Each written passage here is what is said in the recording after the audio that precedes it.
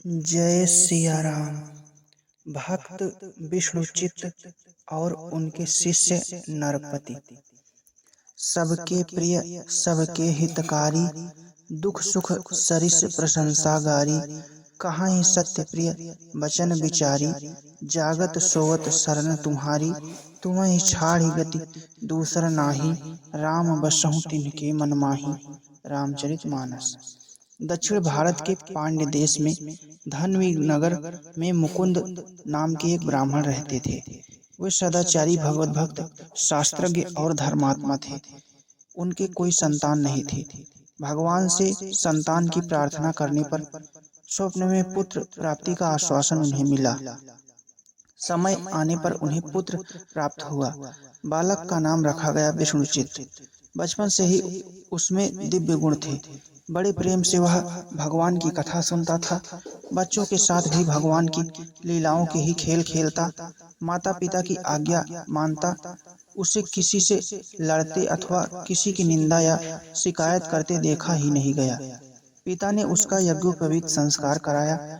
उसके कुछ दिनों बाद पिता का परलोकवास हो गया।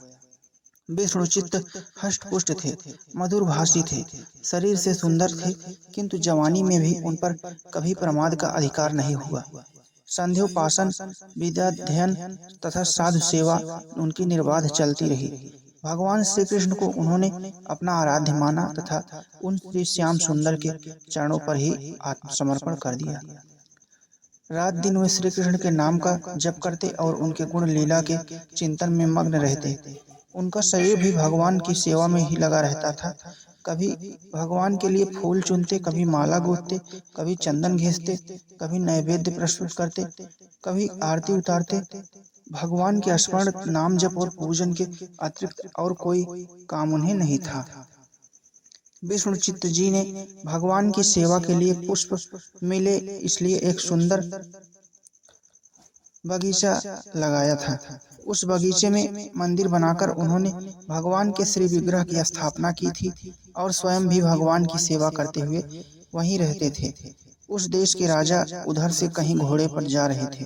बगीचा देखकर वे विश्राम के लिए भीतर गए। घोड़े से उतरकर उन्होंने भगवान के दर्शन किए। विष्णुचित्त के तेजस्वी शरीर एवं भजन में लीन भाव को देखकर राजा की उनमें श्रद्धा हो गई। राजा ने हाथ जोड़कर प्रणाम किया और उपदेश करने की प्रार्थना की।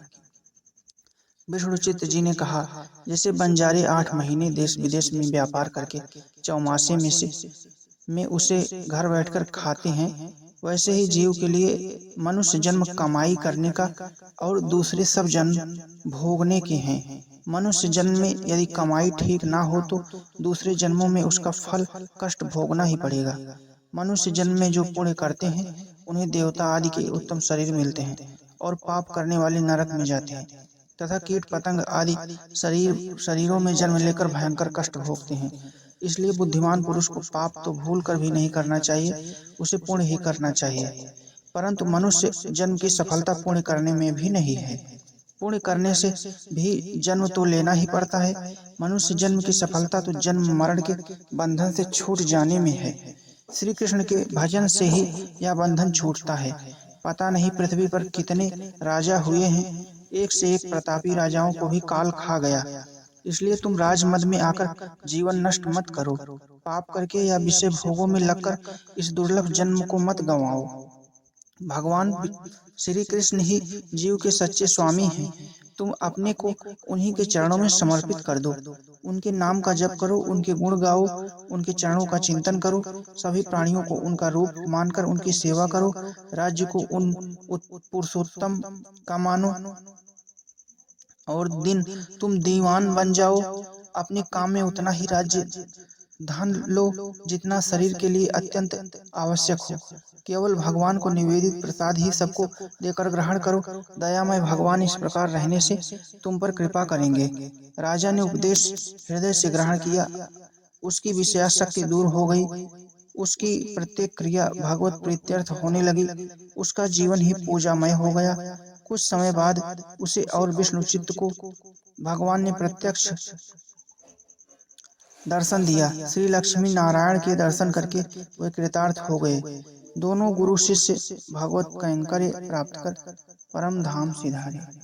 जय श्री कृष्ण, जय श्री कृष्ण, जय श्री कृष्ण।